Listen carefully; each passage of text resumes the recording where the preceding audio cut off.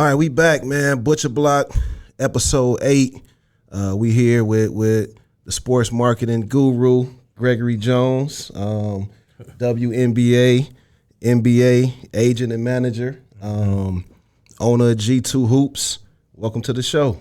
Hey, man, I appreciate y'all having me on. It's been a long time coming. I know last time I was supposed to be on, had to reschedule. That was my fault, but we here though. So we here, man. And I think it's a much needed conversation because you actually on the other side of some of the things that we talk about. So I'm happy to get into that story. So just to begin though, could you give us a background on you? How did you get into the sports marketing field? Kind of your background in the whole sports. Well, just the inception of it, always been in sports, basketball, entire family played ball. I have three older brothers, two of the three played. Growing up in, so everybody joke with this. I tell people it's like I grew up in Gary and EC because I was born and raised house in Gary, but grew up in the harbor, especially at the K House, right? And playing and just being around. My mom's from EC, obviously y'all know that because our moms went to school together, EC Washington and whatnot. Yeah. So I think it's always been in me, and I went to Bishop Noel, played a little bit in college, got hurt, then had the opportunity to play professionally in Latin America for a little bit, and just decided that that wasn't for me no more. At the time, have y'all seen the movie Sincaro? No. All right, so Sincaro is a movie about like the cartels when they was just like getting to it. And at the time, I was in Nogales, Mexico, and that was actually at the heat of it. And I was in there playing, and I was like, man, I ain't trying to do this every day. Like, you got to travel like everywhere. You know what I'm saying? You wake up, you got to have your passport on you at all times. Your bag's got to be packed at all times. It's red the whole time you're there, and I'm just like, you know what, I'm good. So, just decided that at that moment was just let's figure this thing out on the other side of basketball and helping, and that's when I decided just to start helping kids, but my story's a little bit different. It started with me helping kids internationally first. Okay, and that's important because as we know, everybody's not going to make the league as an athlete, but it's other jobs, it's other avenues. If you want to stay around the sport, you can still, help others and you still make a living from it too. So that's why your story is important. Yeah.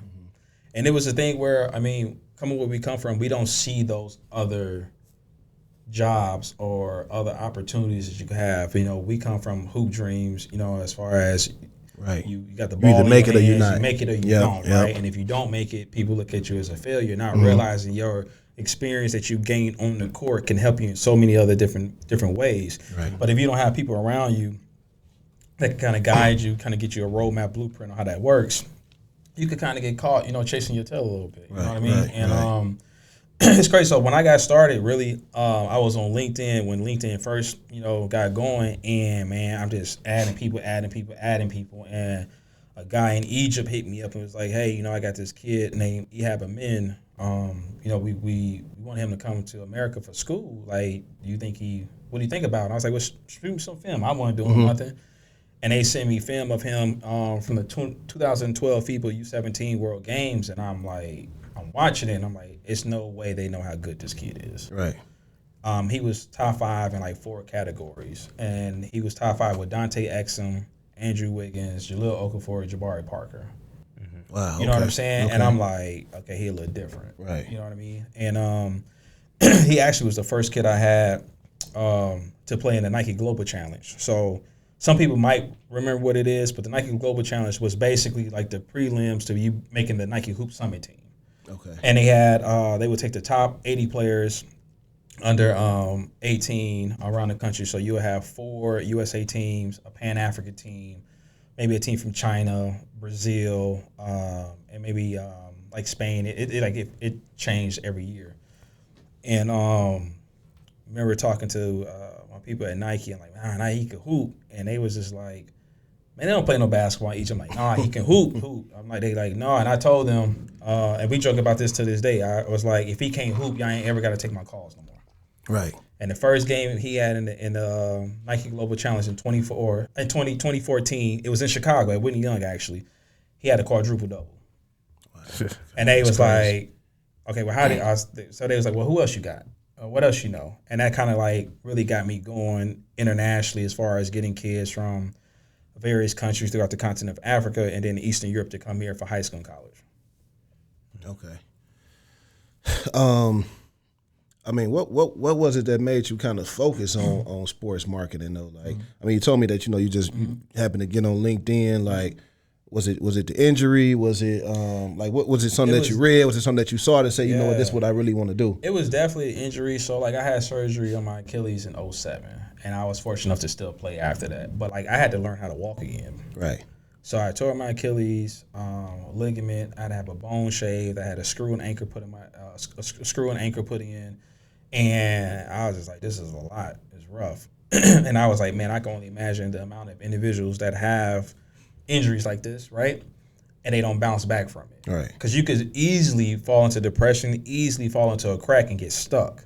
You know what I'm saying? We all have people that might be family members or people that we grew up with that was like, man, one thing led to another, something happened, and they never was able to get up again. Yeah. You know what I mean? So for me, it was just like being able to say, I've been there, done that, I've had that happen. How can I be an advocate and a resource to just help? And ironically, it really started with a conversation I had with my dad, right? It was, I was talking to him like, hey, I'm trying to do this, and this. And he was like, I just don't understand that. Our parents come from a certain generation, right? Of like, all they know is like, hard labor, back-breaking work. You know what I'm saying? So when I was talking to him, but he's like, I don't understand it. I don't know what you mean. And at that time, when I was starting back then, it was nobody that looked like me that I could talk to and kind of get like the blueprint on how this works. On how to do this, yeah. So what I did was I just took it, with a grain of salt, which I thought at the time was a grain of salt, and tucked that behind the wall, and it's got to work. You know what I'm saying? I just started doing research on this with basketball, training, skill development, sports marketing, and eventually I was able to develop what became known as G2 Hoops. Okay. So was it, just doing my research, I see that a lot of the focus is on the female game. Was it a certain, pivotal moment? Was it something that happened that made you kind of focus more on the female game over the males? Absolutely. So what it was my mom. So she was like, it's great what you're doing internationally. You're doing amazing things. You have kids all over the country, all over the world coming to this country, and you helping them. But don't forget where you come from, and help and get back. And my cousin Vanita Gary, her maiden name is Gary. Now it's Vanita Golston. Okay, she's the head coach at Bishop Knoll, and at the time she was just getting started. And I was like, "Cuz, I'm coming to help you. Don't worry about it. I got you." And that's how I started just focusing on the young ladies, because they really didn't have the avenues, the support, the resources, the necessary tools to help, especially in our area like that. You know what I mean? So we did that. She got the rocking and rolling, and which is crazy. It's like, man, I told her the other day, when we getting old, because next year she's actually going to surpass 200 wins, and she's going to be the first black male or female head coach in girls basketball in the state of Indiana to reach that. Wow. Yeah, that'd be dope. So with you being around the game, doing sports marketing, working with kids, I mean, families have to trust you to guide their children's career. And we all see guys around the game, not for the right reason per se. You see the street agents shaking hands and kissing babies. Like, what would you say makes you different, and how were you able to navigate through that and break some of those stereotypes? Because I know you faced them. When you're going into people's houses, you're going to meet with families and going to games. How are you able to gain, those families' trust? Right. Well, I mean, I think it starts with, where you come from and who you are and your makeup, right? I mean, I come from a family that, everybody knows my family for the most part, especially like my mom, right? And the cloth you cut from. That's one thing. Second thing was, and I tell people this now, like, before you can charge someone or you can monetize what you're doing, do your research first, understand what you're doing, figure out what's going on, because the good thing about us, and when I say us, I'm talking about black people for sure, is we go through so much that you have to have a certain level of creative genius, right? But what we struggle with is we don't know how to monetize that IP that we own, right? So you have to figure out how do you do that, right? And how I figured that out was, so I mentioned Ehab, right? So let's go back a little bit before him. Final Four's in Dallas, and one of my coaches that recruited me, he's like, man, you got to come to the Final Four. I'm like, man, I don't got no money for that right now. Like, I'm trying to figure out what's my next move, blah, blah. He's like, you got to come. You got to come. I'm like, all right. So get a flight, and I'm on the phone with Hotwire. He's telling me that, you know, what the host hotel is and whatever the case is. I'm on Hotwire like, hey, like, can y'all get me please close to this spot, blah, blah, blah. They like, we can't make no promises. We can't whatever. And it was crazy because the host hotel for the tournament that year was the Adolphus Hotel in downtown Dallas. I messed around on Hotwire and actually got that hotel for like $50 a night, and it was $700 a night. Damn, that's crazy. So every shoe company was there, every top coach. They had the Coaches versus Cancer dinner in one of the conference rooms. They had all type of stuff, and all I did for those 3 days was stay in the lobby. As soon as I saw someone that I saw, like, noticed from TV, but they looked important, they got on the elevator, I got on the elevator right next to them. Right. And you got 10 to 15 seconds to tell them whatever it is so you can exchange information. Right.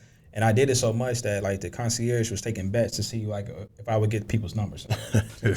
And one of the last people that I interacted with was a coach at the time at University of Michigan. And back then, Michigan was the number one Adidas school. Okay.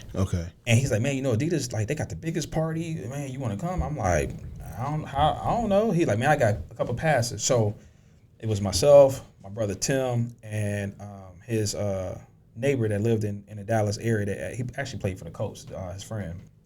Got the passes, we went, and I have never been to a party like that at that point in my life. I'm like, I don't know what this is, what's going on, and I'm talking to people, whatever, and I notice somebody keep looking at me, but I don't know who they are though, right? And the guy come up and he's talking like, hey man, what you doing here? I was like, man, I'm just, just trying to network. This is what I'm trying to do. He's like, all right, well, here's my information. Call me next week.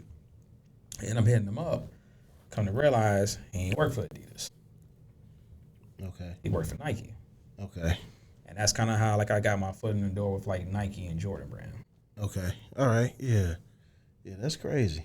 Yeah, that's crazy. I mean, I mean, most definitely a story of perseverance. I mean, because who's willing to go and stand in a hotel lobby and, work every channel they can and, try to trace their dream. I mean, so where we come from, all we know is work. Yeah, for sure. We know how to grind it out. You know what I'm saying? We know how to work. And then at the end of the day, it's like, what you got to lose? Don't nobody know me down here. Right. You know what I'm saying? They don't know me.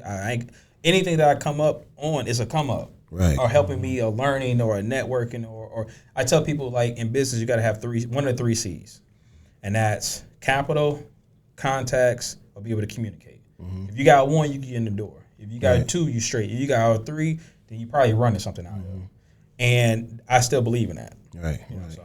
I mean, so fast forward, just a little bit, you get to the point where you are actually representing clients.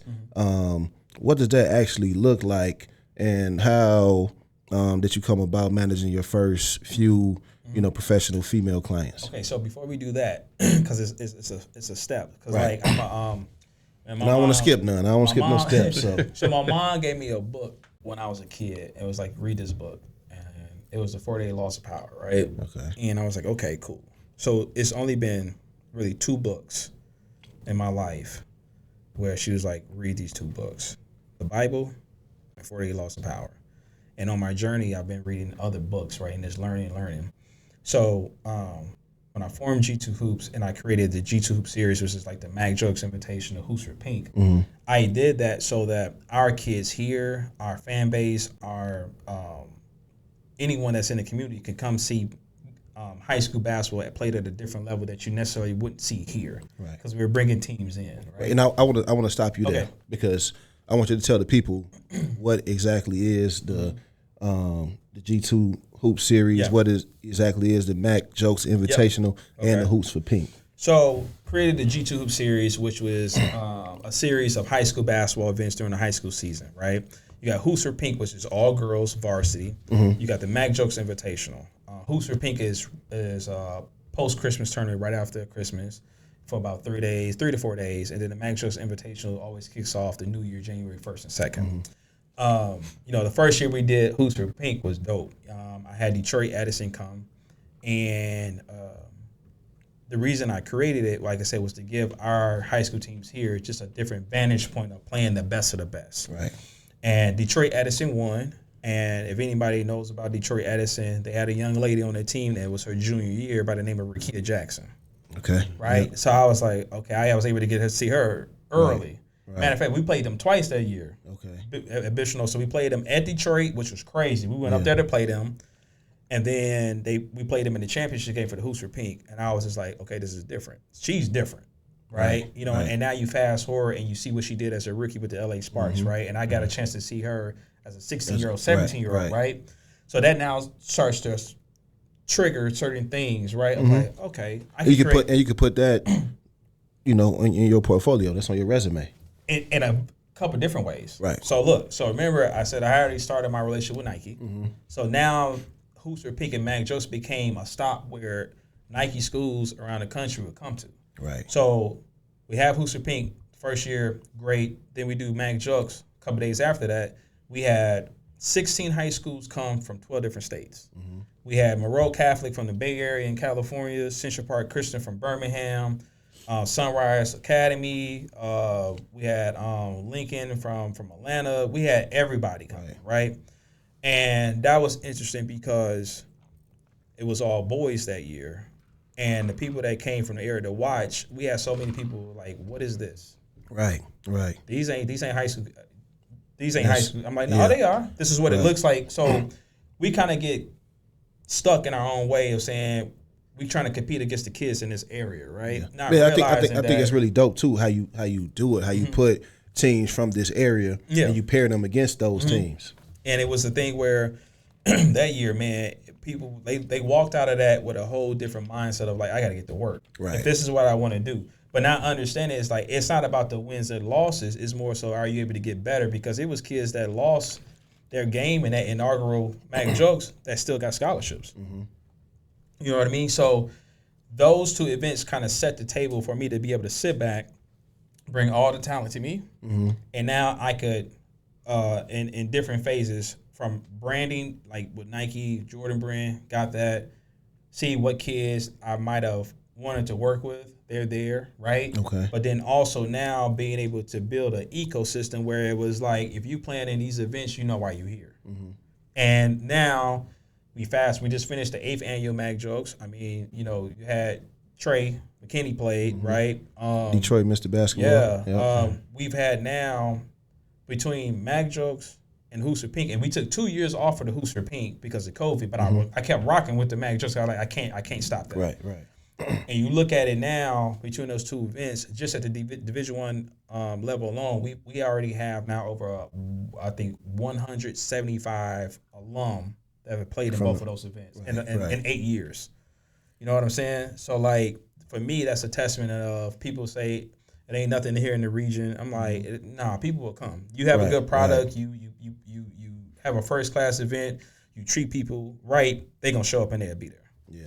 I mean, that's something that I think need to be, you know, highlighted because this area never had, you know, an event like that. You know, us all playing in the area coming up, like we never had nothing like that. You might travel to Chicago and play the team, or you might travel to to Nap and play the team, but who ever had, you know, the Rakia Jacksons, the Trey McKinneys coming into the area, you know, actually competing against, you know, guys and girls from our area and giving them that look. So, but normally that happens in business though. Normally, the people that catch on last are the people that's closest to you, right? Because they're still looking at you from a lens of who they see you, who they thought you were growing up, who you were. Whereas not everybody outside of that space is like, oh no, that's Greg Jones the second. Yeah. You know what I'm saying? Like that ain't Lil Greg, that ain't Lil Fuzz, that ain't G, that ain't you know what I'm saying? So, you know, for like the first 2 years, we had more teams coming in to play than the local teams because they were scared to play. And I'm like, how you scared to compete? This is iron sharpens iron. And it's no losses in this. Right. You know what I mean? Because like you said, people getting looks, you know, they coming to see, you know, maybe they come to see a kid that's coming in, but they may see your kid. You know? And at the end of the day, man, it's over 300 some Division I schools, numerous D2, D3, NAIA, JUCO. It's a school for everybody. Right. But at the end of the day, you got to put the work in, and you gotta, just trust the process, right, and put one foot in front of the other. Right. I mean, so just to stay with the Hoops for Pink and the Mac jokes. Mm-hmm. What does the future look like for that event? Do you see maybe a bigger venue? Do you see just kind of keeping it the same? Like, what's your plans for those events? We got a couple things in motion right now. Possibly a bigger venue. We've also I've had individuals reach out in different parts of the country to bring certain events to them too. Okay. So right now we're trying to figure out that space and possibly add another event in the area as well for next school season. So for me, it was like didn't want to grow too fast.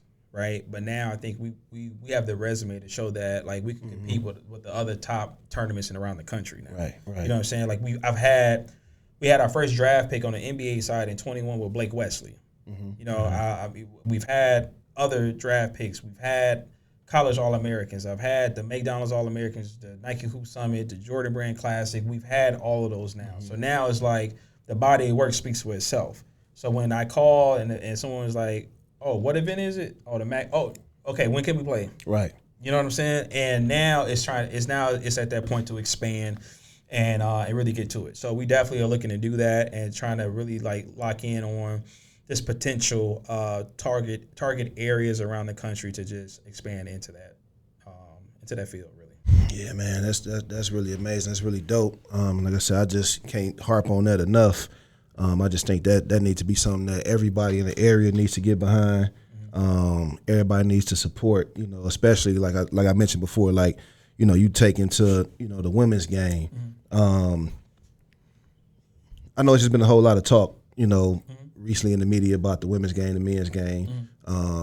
How is, the women's game different from the men's game or better in certain ways? So one is better. And the reason it's better, if you are a real student of the game, you're going to like the women's game more. And that's why I kind of fell in love with the skill development part of it. Right. Because you see evolution is now really, really taking this a turn in the women's game. But at the end of the day, you got to have footwork, skill. You got to be able to know angles, whatever. And that's all things that I love, right? So when I I don't do skill training, play development as much as I used to. But when I do, those are the things that we focus on. Right. And for me to be a part of the women's game when I initially started and see where it's at now is really, really dope because I was able to see just the overall growth and see now the audience changing, the amount of eyeballs, the demographics, the amount of money now that's being poured into women's basketball. Right. And now being on the forefront of that is cool to see. And hopefully the things that are going on right now in women's basketball are inspiring the other, young ladies, the little girls that are coming up, the parents to be like, hey, it's okay to invest in your child, your daughter, so that she can just try to get to that next level. Right. So not to, get too far past it, like who are some of the clients you've been able to represent, on the woman's side? Man, so I have 3 clients that I fully represent on the off the court in the marketing, and that's Dana Evans from Gary, 219, top 5 all-time scorer, Indiana high school basketball history, ACC 2-time Player of the Year, All-American, won a WNBA championship in her rookie year, and with Chicago, with the Chicago Sky, and was on the all-rookie team, and actually was the first player since Maya Moore to do that. You know what I'm saying? That's so fire. We got her. So that's fire. So the representation at the pro level on the women's side really started with her because she's her sophomore year. She had just won 6th Player of the Year in the ACC. She come back, she's home. We're working out training, and I'm like, hey, now it's time to kind of really start to put this thing together. And going into her senior year, I was just like, I wouldn't feel right letting someone else do this for her, right? And they don't really know her, right? And they're not going to understand who she really is. And I had told her, and her dad was like, you know what, I got that part, right? And and it's been dope to see her growth. She's like obviously now she got traded to the the Aces which is dope. She gets to play with Asia Wilson. Chelsea Gray, they call her point guard. Jewel Lloyd, Jackie Young. You know what I'm saying? That team is tough. Right. So she gets an opportunity in year 5 now to really compete for another championship. And I told her, it's like, if you could get 2 in your first 5 years, that's a whole different type of motion. You know what I mean? Sure. So I have Dana, then I have Azare Stevens as well. Azare Stevens from North Carolina. She started off at Duke first and then transferred to UConn. Okay. Azare also was on the 21 team with Dana that won the championship with Chicago Sky. She's in LA right now. She just finished her Unrivaled season, the 3-on-3 league, and she was killing that. Like, she showed everybody, like, nah, I'm one of them. She's kind of like a 6'6", like, unicorn hybrid that can put it on the floor, can shoot the 3, can pull up 1, 2, but can defend 1 through 5, right? Right. And then Tiffany Mitchell. So I have Tiffany Mitchell as well on the sports marketing side. She was actually Don Staley's first top big recruit that she got to go to South Carolina. Okay. She just finished off in 1 year in Connecticut. Her first few years she was in Indiana. But ironically enough, a week after Dana was traded to Vegas, she signed in Vegas. Okay. Yeah. So I'm like, cool, we winning, right? You know what I'm saying? Yeah. And like, so she has different representation on the court, and they did a good job with getting her there as well too. Right. But yeah, now my 3 players that I exclusively work with are all on the West Coast now. Right. And it's dope. It's good to see, and that's trickled down from on the women's side, the pro level, to now we have kids for NIL at the college level and high school level too. So I mean, you work exclusively with those 3. What have been some of kind of the brand deals you've been able to work with them? So let's do this. So my first time working on a shoe deal, and I was 23 years old, and I'm not gonna say the name of the player and the brand, but it was in the NBA, and I finally got to see like what it really looks like. Yeah. So that helped me out so much on the women's side because, we're starting now to see the money trickle in on the women's side, but it's still not where it needs to be, and it's not going to be there probably for another year or 2 when the new CBA kicks in. So on the women's side, if you don't know what you're doing, it's hard to tell the floor from the ceiling. You know what I'm saying? Right. So because people don't know what real numbers are. If you you could Google right now what KD make from Nike, Bron make from Nike, Booker, whoever. I guarantee you, outside of Caitlin Clark and maybe Asia Wilson now, and this is what within the last 10 to 12 months, you're not going to find no other numbers on what anybody's making on their shoe deal in the WNBA. Right. And to me, that's a problem. Because if you don't know what's out there and you don't know what people are getting, how can you really represent yourself and get your money's worth on your value because you don't know what your value really is. Right. You don't know where to start negotiating that. Man, and that's why I say you don't know the flow from the ceiling because you really don't know. So my first thing, it helped me out was doing a deal in the NBA. But on the W, man, I did. So the first shoe deal I did on the W side was Dana's shoe deal. Was that was a PE, right? So okay, I won't move too fast. Okay, but I know she had the PE. Well, okay, I'll let you. Okay. Now, so initially it was crazy. So initially, her senior year was still COVID was happening. We in San Antonio for the Elite Eight Final Four. I'm like, man, they get into the Final Four and they come up short against Stanford, right? And at the time, man, we thought she was had it all planned out. We was like, and not sometimes when you have it all planned out, it don't work. But this is one of the things that just happens. So you got to know how to just pivot and face adversity and get to it, right? So we thought we had a deal done, and for whatever reason, draft week comes, draft day comes, ESPN's there, Slam's there. We go to the draft party. She probably has like 25 media outlets that might be there in capacities from like Slam Magazine, ESPN, Chicago media, local media here in Northwest, everybody, right? And for whatever reason, she slips in the draft. Okay. And we like, what's going on?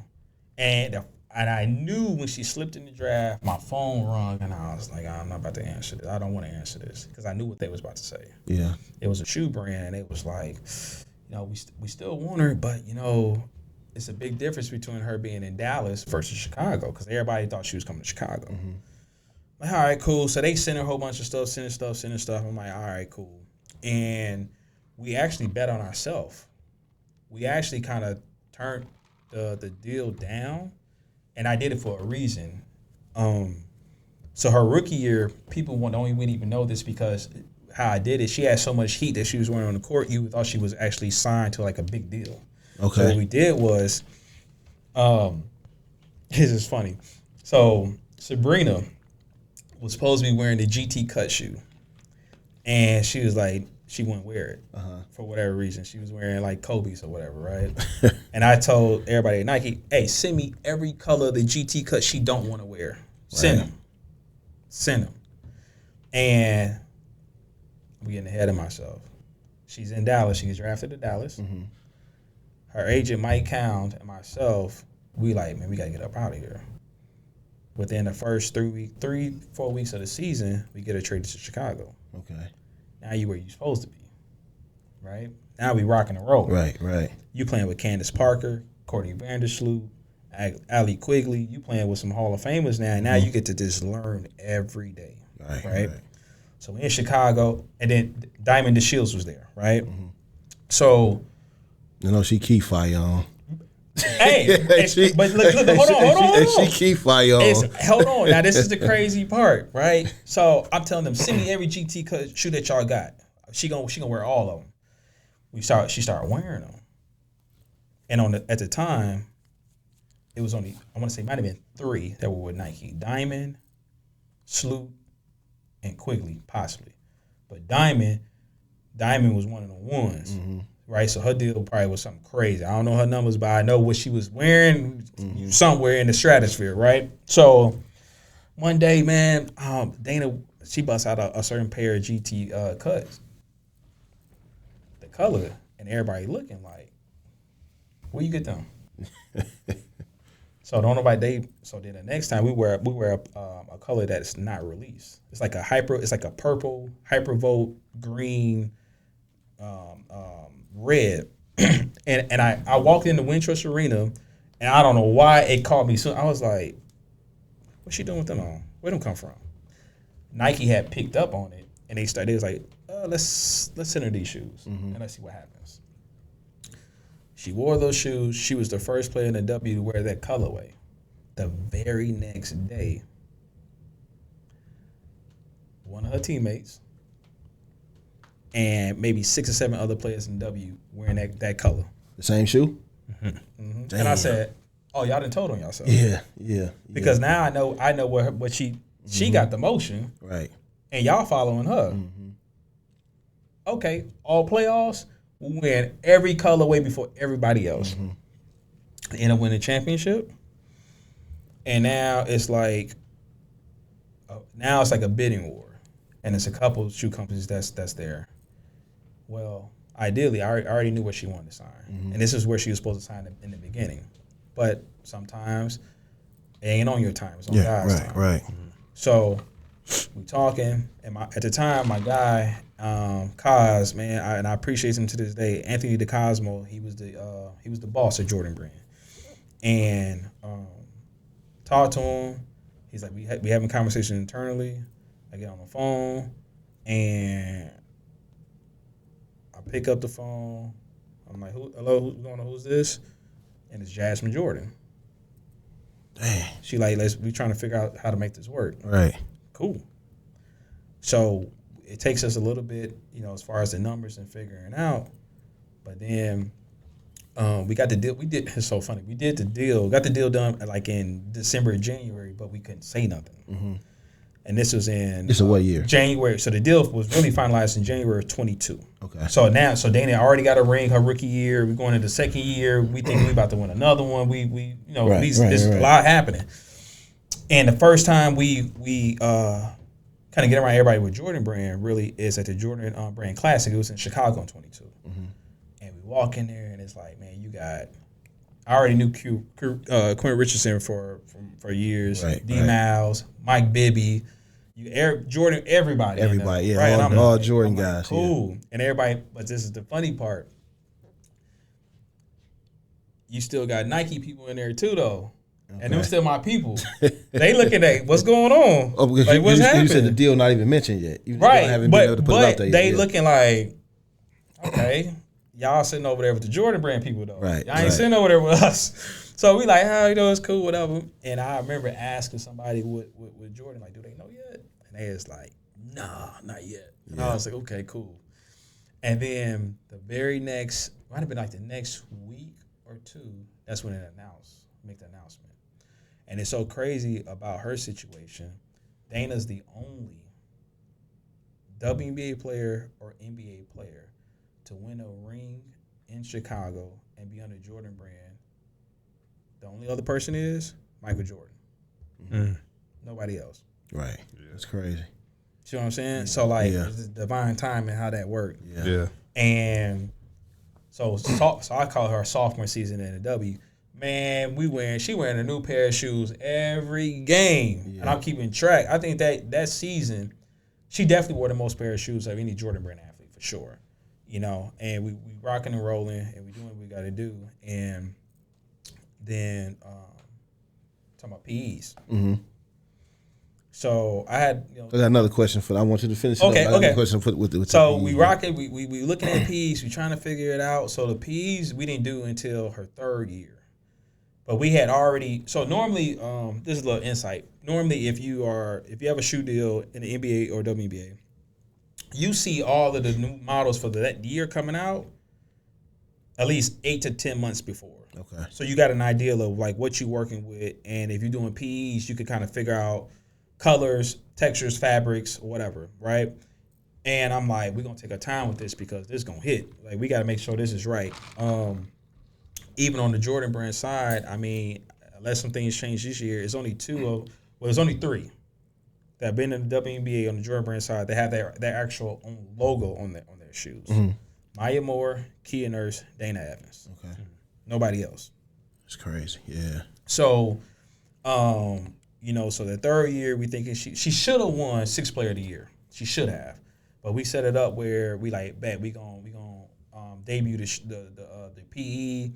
We gave like the first 100 and so fans in the arena a T-shirt with her logo, Jordan brand. Like Jordan brand like looked out, and that's one of the things I love about them.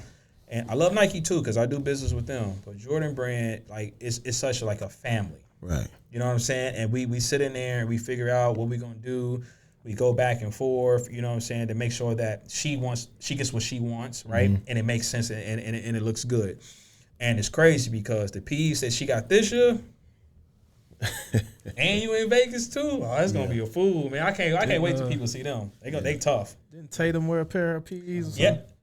That's what I want to make sure not to miss. And we didn't even know he was gonna wear them. Yeah, I remember when he wore them. Yeah, I remember when he wore them. And I remember they hit me. Can we cuss on her? Yeah, man, go ahead, do your thing. I remember, man. Look, we was. I don't know where I was at, and they was like, "Man, check your phone. I'm like, "Why? Like, check your phone." And people at Jordan Brand sent it to me. Then everybody, I was like, "Oh shit." Yeah. Because out of all, because he wore different P's of some of the women players, but them, with the Celtic jerseys, and it was a prime time game. Yes, I remember he brought them out. Yes, and I'm like, damn, that's just a, you know what I'm saying. When I saw it, I'm like, that's just an amazing moment for our whole area. I'm like, man, I know Greg. You know, I know he represents Dana. And you got Jason Tatum who went on that was crazy. That was a crazy moment. And he was hooping him because he wore them a couple times, but the first time he wore them, everybody was like, "Yo!" Matter of fact, we weren't able to do it because of the time frame and how it would take. But when he wore them, everybody was like, "When are they coming out for general?" Right. Like a release. Yeah. And we tried so hard to get it done, but the time frame it just didn't work. Like it was crazy because. Obviously, that's his shoe, and that's her PE. But out of all the shoes he wore that year in that Tatum, everybody was like, nah, we want them. You know what I mean? So it was dope. It's a great experience. Can you send us some PEs? We like man, we gotta hook y'all up. Hey, that's one of the reasons why I was like, hey, or Jason Tatum, the only one who Hey, no, we gonna get y'all right with some stuff, man. That's another reason why I was like, hey. Come down for All-Star Weekend in Indy this year in July, man, so y'all could just see it.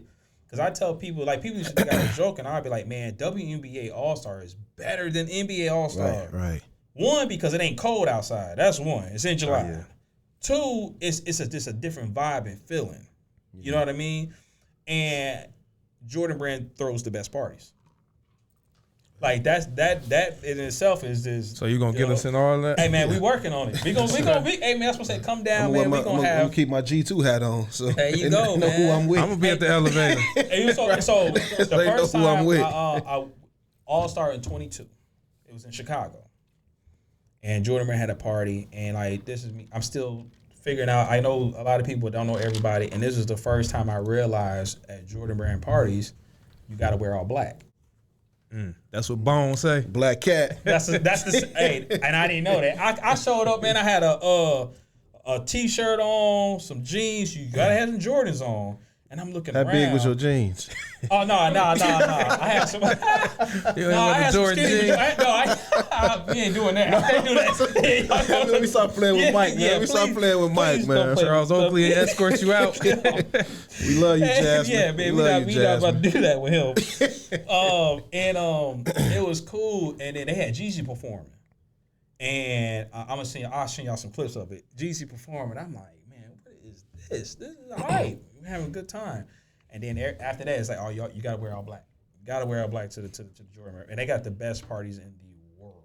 Like it's hands down. Like everybody, it's kind of like the who's who, and even some of the who's who don't even get in. Right. You know what I'm saying? But it's dope. And then in 23, All-Stars in Vegas, that party was crazy because that weekend it was like average it was like 113 that week, the whole week. So you party you party in Vegas, but you forget you in Vegas. Yeah. So after the party let out about 4 or 5 in the morning, you see people collapsing. They just falling out because you ain't drinking no water. It's over with. You know what I'm saying? But it's been, man, I would say this, man, it's been a blessing. We still just getting started with some things, you know what I mean? But it's been a blessing. But with the P's, with Dana, man, we've been rocking and rolling. And with Jordan Brand, she's one of the top dogs over there. You know what I mean? She was on the Nike app 2 years ago. We did a whole bunch of different like commercials and different things with marketing, and she loves it. And they treat her right. That's good. Yeah. And I don't want to keep stopping you, but I just want to pinpoint these moments, man. You got Gary Westside. Yeah. You know what I'm saying, like with her own Jordan PE. Worn by one of the best players in the NBA. Like these type of moments, this type of stuff needs to be, recognized on a different level, on a different scale. Everybody tells me like you got to enjoy the moments that you create, because I was always on to the next. Like I can't do that. I got on to the next, and they're like, nah, you're not doing that. And to be honest with you, you kind of taking it for granted because the shit that you doing is not normal. It's not normal, yeah, right. So you got to be able to digest it and just take it in and understand where you come from and make sure that you are representing yourself, your family, and where you come from in the best light, right? Because you don't ever know who's watching. And hopefully my story can inspire somebody else to do things better than me one day. Right. You know what I mean? Yeah. But it's been dope, man. Like we've had some really great times. We've been able to do some really, really cool things, and we just really getting started. Right. Yeah, and with the W, we seen stars kind of come out as rivals in college with Caitlin Clark, Angel Reese, and they may not be the best players in the W now, but do you think that's helping get eyes on it, getting some notoriety, and what do you think their effect been on the game? Absolutely. So what you're seeing right now is it used to be a disconnect between high school on the women's side, high school, college, WNBA. Now you're seeing, because of social media, right, and technology, people are following these young ladies at an earlier age. They're seeing them in high school. They're seeing them on the EYBL circuit. Now they're following them and being fans and supporters in college. Now that's crossing over and following them into the W. And that's all about growing the game, right? Mm-hmm. And, what Caitlin and Angel did for the game, I love it because I tell people it's like you can look at the glass half empty or half full, right? I choose to look at it as a positive and say the more money that they can bring into this, the more money I can get for my clients. Mm-hmm. Mm-hmm. Sure. Because my clients, they gon' hoop. Now you got more eyeballs and visibility, right? And this kind of go back to what we were talking about earlier as far as like being able to monetize your IP. Mm-hmm. So I have my own like formula of how I do deals. And some of this stuff goes into like target audience, visibility, how many eyeballs, right? Because, and this is a good thing for anybody that's in marketing or if you are high school, college, or even in pros, right? When you're looking at doing brand deals, never let a brand tell you your deal is solely based off of your social media followers. That's incorrect. Your social media followers are actually the cherry on top of what you have, because first and foremost, you're not an influencer, you're a professional athlete. Mm-hmm. So if you're playing on ABC in front of millions of people, those are the numbers that you need to go after and look at when you try to break down the overall scope of what you do. And whatever social media is, that's just an added bonus. That's free game for y'all right there. And a lot of people don't know that, though. And if you're not paying attention, you will get finessed out here by some brands, because they just gonna give you pennies, right, instead of what you should have, right? Mm-hmm. And like I said, so over the years we've done all various different deals, not just for Dana, but Azure and Tiffany. Like Dana last year we did a True Religion deal with her. She's on True Religion website right now. I've seen with everybody else that's on there. You know what I'm saying? Right.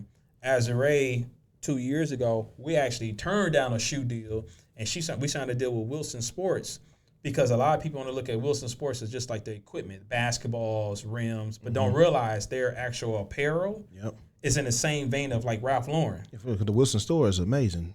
Yeah, crazy. That's one of the best stores I've been to downtown. People don't know that right? The Wilson store is crazy. In 23, during All-Star, they had her picture, like her whole picture on the side of Resort World in LA. Okay. The whole weekend. You know what I'm saying? And I'm like, and how I did that deal, this is some other free game. Like I did it was a twofold deal. We had a deal, sports equipment side of things and apparel. Okay. So we was able to do two different deals and combine it as one. Whereas that has never been done. She was the first WNBA player to have a deal like that. Yeah, that's crazy. You know what I'm saying? Yeah. And that was just off of, and I tell people, they think I'd be joking, how I learned to really do deals and really try to put them together was, I'm still this day, I'm still an advocate, like this watching it is Shark Tank. I was watching Shark Tank, how to do deals and how to put deals together and looking at percentages and stuff like that. And that's how I was able to start doing deals in my own business. Right. And crazy part about it, after Dana won, we did a deal with Opulence MD Beauty that was on Shark Tank, and I reached out to them, and she ended up getting equity in the eyelash brand, and they ended up selling it. Oh, yeah? That's major. Yeah, that's dope, man. That's dope, man. Like, this all of this that we learning right here, that we hearing is part of the reason I felt this was going to be one of the better episodes, because, I mean, a lot of people need to be schooled on what you really do, and how you really get it done. So, man, it's amazing to hear, like, some of these deals, a lot of these things that you're getting done. One thing that you mentioned that I don't want to pass up on is the Unrivaled League. Can you kind of explain how that came together? Do you think that's going to be sustainable? Do you think that's going to move forward into the men's game? So, Unrivaled is dope. That's the brainchild of Fee and Stewie. They created that, and Azure, obviously, she went to UConn, so they have that connection. And it was amazing, man. It's what, 3-on-3? 3-on-3. It's full court, though, right? It's a full court, but they shortened the court up a little bit. Okay. And I tell people, 1-on-1, 3-on-3, you can't hide. Right. Like, if you say whoever you are, you're going to have to figure it out. And the business structure that they have is first class, second to none. I think I can't wait to see for next year, because it's going to be bigger and better. I think the NBA would try to copy it, but they're more going to copy it for All-Star Weekend and create like a 1-on-1 tournament or certain things and cash prizes, because now All-Star Weekend is not what it used to be. So, real quick to interject. Now, with the Unrivaled, is that the purpose of it, to keep the ladies over here instead of them having to go play overseas in the off season? Yes. Okay. So that was a big thing, right? Especially after what happened with Brittany Griner. Yeah, being in Russia. Like that situation is crazy.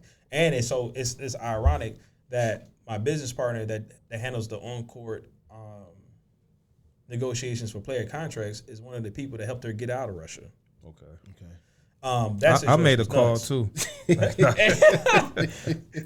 that situation was crazy, man. And Unrivaled is definitely given another opportunity. The money is great that they're making. So is it more or is it kind of on the same level as what they would get overseas? I would say it's more because you are shortening the season, and the money is still the same.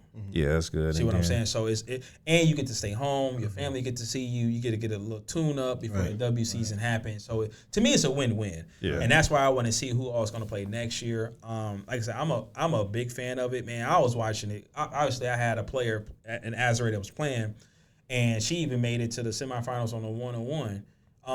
But it was like it was dope to just see that and see where it's gonna just grow and turn into for years to come.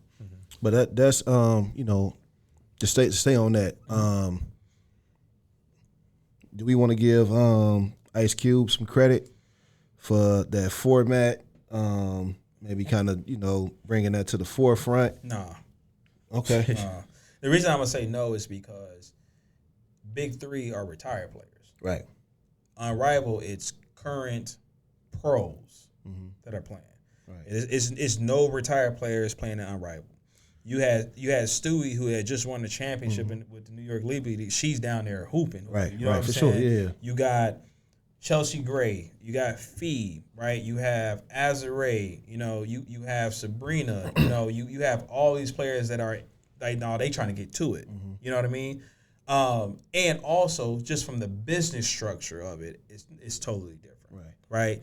And I'm not gonna say maybe he had some type of influence to a certain degree, but then I might as well say, hell, Gus Macker had an influence. Shit, that's the real 3-on-3. So I mean, I ain't about to do that for him. You know what I'm saying? So it's like, it is what it is. But it is dope that like you say, I think that this will be the catalyst that's going to make, because now I'm seeing that Pat Bev is developing the 1-on-1. Now I'm like, okay, and he got some solid guys. Yeah. Sure. So I think that is. I think, but I do think Unrivaled should get the credit they really deserve. But it all comes back to, and this is where we kind of lose our essence as far as the culture. It all goes back to like playground basketball. Right.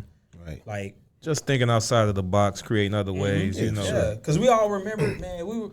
Y'all remember when Kobe went to the Rutgers. Yeah. And y'all like, whoa, what is this? Yeah. Or the infamous game that never happened, right? It's still, so that 1-on-1 3-on-3 has that culture essence to it, right? And I tell people that's just like for the love of the game, right? Or that's the best part of Olympic, when you watch the Olympics, and we always watch the ones. That's all you want to see is the ones. You know what I'm saying? Like, we don't watch, the full coverage, but we want to see, Paul George and Durant go 1-on-1. Yeah. You know what I'm saying? We love that footage of KG killing a 2000 team. You know what I'm saying? 1-on-1. It's the whole essence of that. Like, so this is the other thing I tell people is like, sometimes we can be real spoiled in what we see, right? To be a professional athlete, you are wired a certain way. Right. That you are 1% of 1%, right?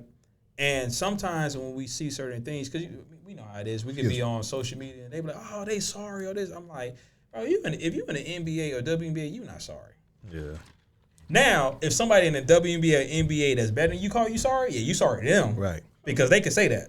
You know what I'm saying? But your average person can't say that. And it's like we kind of, like with like First Take and different talk shows, we've kind of like taken that essence away and make it seem like this is like people doing something like that's just like your average Joe could do. And that's impossible, man. Like I remember the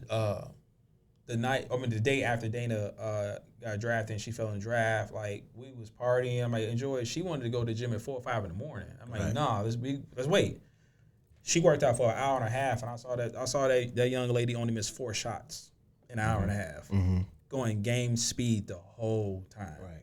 And I be telling people, it's like, nah, you think you good enough for this. Yeah. You think you know what it is to be a pro.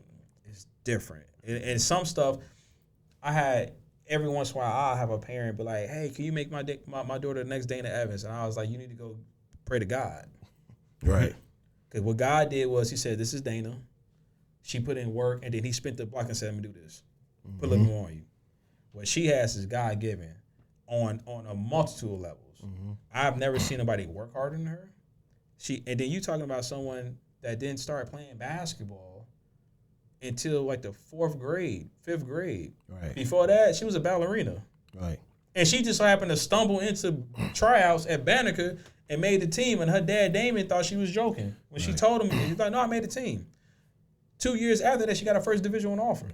Because for girls sports, it's like they don't grow up like us. Like we grow up playing, you never grew up in any neighborhood, any city and seen a group of 15 girls playing 21 or 31. Nope. It just don't happen. You saw one or two of them. Right. And they was out there with us. And when we grew up, they played in Glen Park Biddy basketball. Right. They was out there with us. And you know they one on the Biddy team. basketball, and they're a killer. Right. So when they got to high school, start. you knew what was going on. Yeah. But a group of them, absolutely not. You're not seeing that. Never. No. They didn't grow up like us. So. So man, I mean, like this. I mean, it been so much information. I think it's gonna be a while before we all can process. Everything that you said, everything that you've been through, everything that you didn't develop, put together. With everything you got going on, how do you keep a healthy balance between like you said, Greg Jones II, and G from bottom side? How do you keep a healthy balance? How do you put that together? It's evolving. I'm learning now, and I'm gonna say this because I know this is gonna reach a couple people in a way that they're gonna be able to get it right. Remember I told you a story about my dad when I first started, right? And I didn't understand why he was doing that, and I put a part of me behind that wall and built it up, right? And I had to be good at something, to be really, really good at something. Even to be great at what you do, you're going to have such an unhealthy balance in your life with certain things. Right. Right? And I'm going through that right now. And like I said, full transparency, like my relationship, personal life, y'all know because we talked about it. My shit on flames right now. And I'm trying to get her back right. I'm trying to figure it out. Take him back. Because, I'm like, man, that she is the love of my life. I want to marry her, you know what I'm saying? But I didn't know what I was doing. So like, conversation I had with my dad, right? Like, it's crazy. Like, everybody have love languages, right? Yeah. So hers is words of affirmation. I didn't realize mine was too. I put that behind that wall and built it up because my dad wasn't telling me, oh, no, don't worry about it. You got it. Or you can do this, or don't worry about it. You know what I'm saying? So I didn't know that. But in business, you can't have that in business. It don't matter if somebody rooting on you, supporting you. It's like you gotta get it done regardless. But I didn't know that was having an effect in my personal life. Right. You know what I'm saying? So like, she's trying to love me the way I need to be loved, and I'm like, watch out, man. Like, what you doing? I'm not letting her in. You know what I'm saying? And it sucks, but it's gonna make me a better person, and I know and believe that we'll be back together at some point. But I had to go through that, right, to understand that I had some triggers and traumas from my dad that I didn't even realize affected me in my personal life. You know what I'm saying? Yeah. But on one hand, I got that, but on the other hand, I'm like, it helped me get to where I'm at, though. Yeah, it made me who I am, and as far as in business and just being a genuine person, you know what I mean? But you gotta find that balance. You gotta be able to just sit down and just digest everything that's coming your way, you know what I mean? And be able to communicate and verbalize. So that was my thing. I wasn't verbalizing the shit like I was supposed to because I didn't realize my love language was words of affirmation too. And I was like, damn, I think I'm saying the right things, but I really wasn't, whatever, right? Yeah. So that's just a little tidbit for everybody out there. Like, hey, man, make sure your personal life and your professional life got a little balance. Right. Every once in a while, it might be a little here and there, but just, hey, man, pray, keep God first about it, you know what I'm saying, and go out and do what you got to do. Man, take my boy back, man. Right. And shout out to your pops, too, man, because you said something that's very important. Mm-hmm. I mean, that whole era, all they know is hard work. Man, but facts. What they did was that they instilled that into us and allowed us to take that entrepreneurial step. For sure. Because we saw that hard work that they put in. Yeah. So they put a lot into us. And also, without even telling us. Also, like, we had this conversation a couple of days ago, and I was telling him about this, and he was like, so you don't think you turned out okay? I was like, damn. Yeah, man, I'm good. I turned out really, really good. He said, so what's the problem then? And I was just like, oh my goodness, man. But what I would say is, like, my dad my dad taught me how to hunt.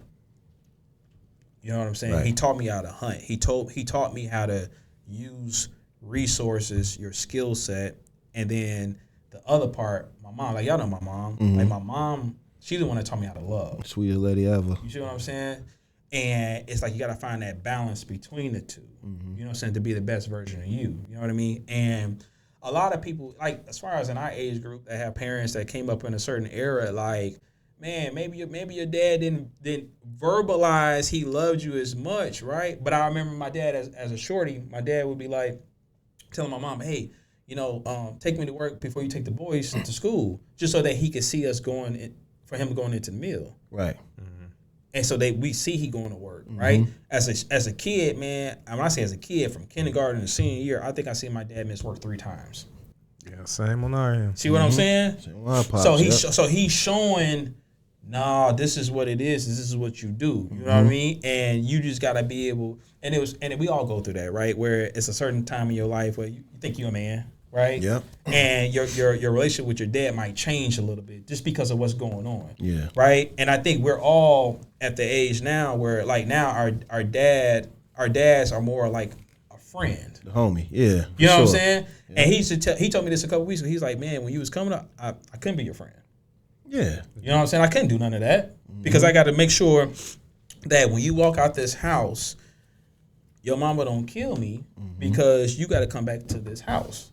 And I got to make sure you know how to come back to this house because, to being honest, some of our counterparts that don't look like us, they don't have the same obstacles when they walk outside the door that we do. That's a fact. Right? To come back into that house. Like, that's a fact. You know, I mean, there's kids around here, and this might be going off into a tangent. There's kids around here right now don't even know that sundown town still exists.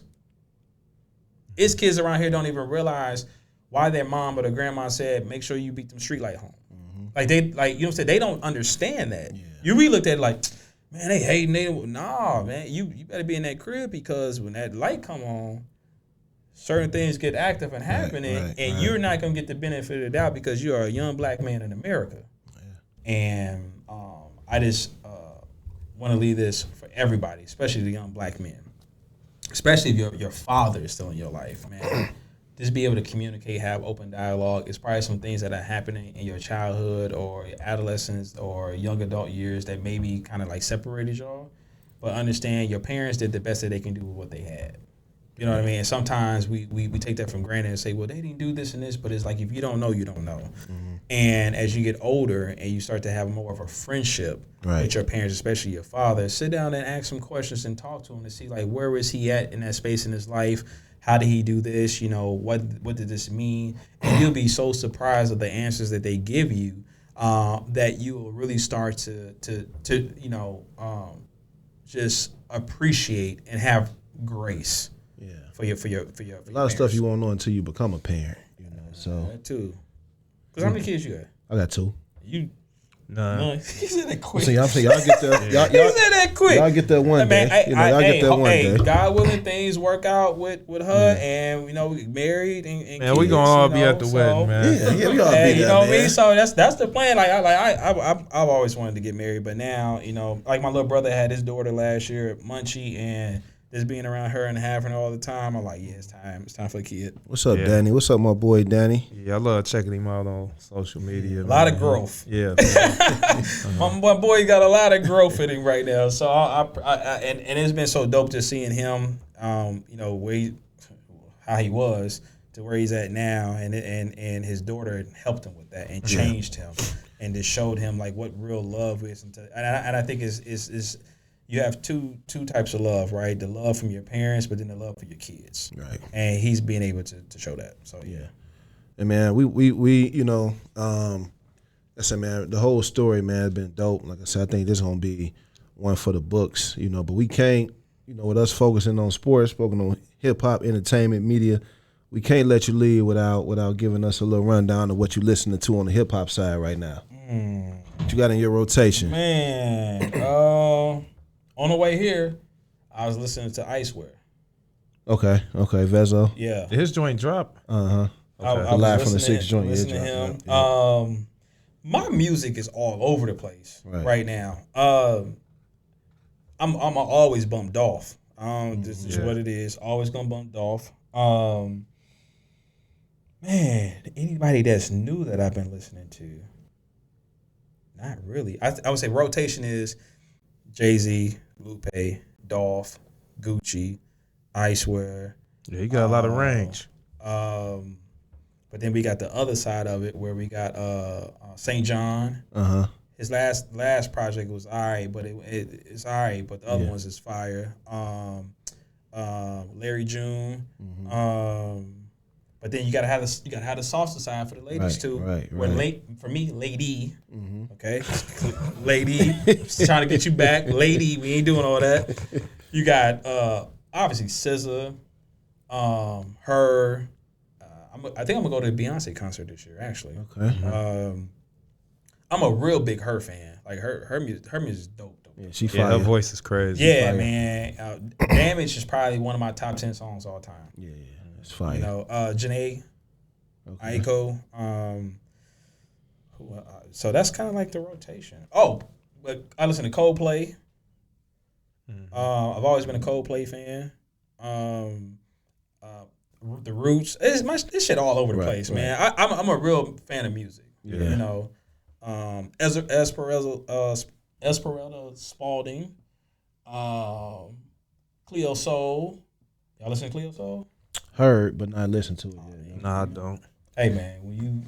you know. Hey, man, the weather about to change, man. You're going to be riding down Lakeshore Drive and put the little Cleo Soul on. You got your lady with you. You know what I'm saying? She's going to get the job done, huh? Okay. Yes, sir. All right, man. What y'all listening to? Right now I'm listening to that Larry June and 2 Chainz project. Let me check what's the name. Yeah, you know me. I like Friday too. I like Friday album. Yeah, I'm Drake. Them joint was whack. I don't listen to Drake no more. Still Kendrick. That Payroll. Yes. You know what I'm saying? Yeah. And then all my classics. You know, Clips. Did you have them for your party? Payroll. That was for my brother party. That was. This is the craziest thing. I got so much family and people I know in Detroit, and I feel so sorry because I just started listening to him when you had him at your party. I was like, this thing cold. What have I been missing out on? Yeah, I've been like lifestyle. You know, it ain't really no, you know, promoting no bullshit. Who does he remind y'all of? Pay? Man, just real hustler, you know, get your nails done. From what you mean from the past? Yeah, or just from let's just say from 2000s to now, early 2000s now. Does he remind y'all anybody? I think Detroit just got their own culture. Yeah. They do. You know, like they got their own culture. I'm always heavy on Pay. You know, I'll keep paying the rotation. Right now I got that Ransom and Dave East, Westside Gun just dropped the joint. I think it might be my favorite Westside Gun joint of all time. I still gotta take Gun shit out. Of course, Joan and 2 Chainz. Gibbs just dropped the track. Let me say Gibbs before one of them called me. Gibbs as well too. Wale dropped a decent track too, a single. I think Mac Miller, you know, his posthumous album. Yeah. That's one of the best albums I heard this year. I rock with Drake. Party. I can't really switch up on that. You looking at your I'm about to find. I know it's somebody. I ain't switch up. I just didn't like it. It sounded like a bunch of throwaway tracks to me. Dom about to get on the road. One of my favorites. Dom Kennedy. That's what I'm talking about. Rock Marciano joint. You know, so I'm always on the side of more. That's what I forgot. Doechii cold. I tried to. Threw me off a little bit. You ain't listen to it? It threw me off a little bit. Man, I just want to. No, I'm saying I just threw me off a little bit with the comments about how. Oh yeah, we got to talk about that. Right. Naomi Sharon, she cold too. Yeah, and so yeah, man, like my music is all over the place, man. Yeah. My phone, I got Wu-Tang, I got all type of stuff in here. Right. Man, so there we have it, man. Another dope episode, man. I think this gonna be one of the ones for the books. A lot of great information, a lot of great stories. You know, just good to salute one of the people from our area, like you always say, man, I wanted to put emphasis on that quote, the substance in the soil. You know what I'm saying? I live by that, man. There's substance in this soil out here, man. So we got to just keep coming together, man. Keep saluting people that's doing great things in our area and for our area. And I know there's much more to come. So there we have it. Hey, man, I appreciate y'all having me. No doubt. Appreciate you.